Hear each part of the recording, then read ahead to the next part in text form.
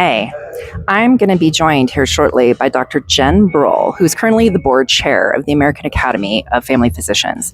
I got to see her speak at their leadership conference earlier this year in Kansas City.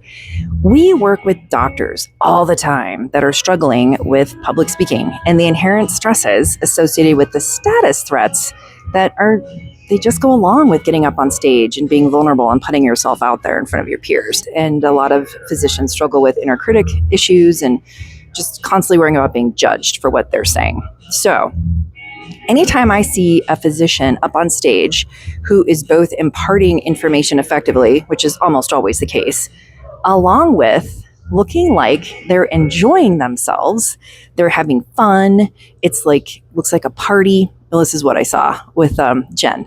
And she's going to tell us what her secret sauce is and how she gets herself into that headspace. Thanks for being here, Jen. I appreciate you taking some time. Can you tell us a little bit about how you get into the headspace where you can be up on stage in front of hundreds of your peers and you seem like you're very relaxed and having fun while you're also being incredibly effective? Sure. Well, I would say I am relaxed and I am having fun.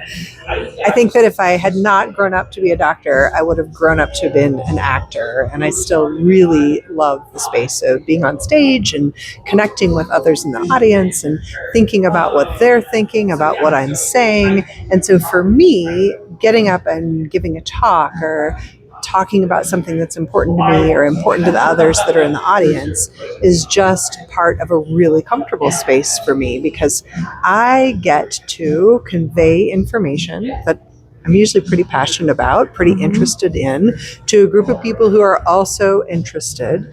And I get to do that in a way that hopefully engages them, makes them excited about what they're learning, makes them interested. And I like to look at the audience a lot, and I like to pick people out in the audience that I think perhaps I'm really connecting with. I'll see them nodding their head or shaking their head or furrowing their brow or jotting something down. And that's when I know that something that I've said has meant something to them. So I like to do that. I take it as a personal failure when I see someone nodding off in the audience.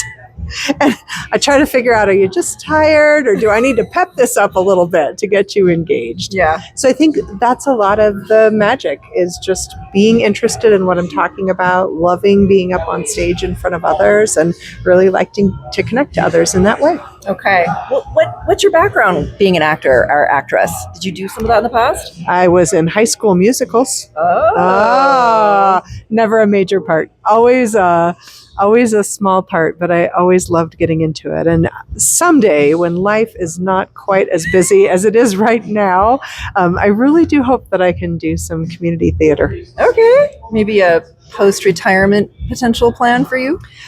Yes, it might take until then before I get to do it, but I think I could be a wicked old lady on the stage. Okay. Thank you, Jen. I appreciate you sharing that. So for all of you who are listening, who are trying to step up and do more public speaking so that you can share passionate things like Jen does, there are all kinds of tools in toolboxes, and she mentioned quite a few, but tapping into something maybe that you're passionate about from your past that has nothing to do with being a doctor, being on stage, but could really serve you well in that space. I now, thanks to Jen, have another tool in my toolbox to share with all of our physician clients. So I appreciate you sharing that with us today. Thank you.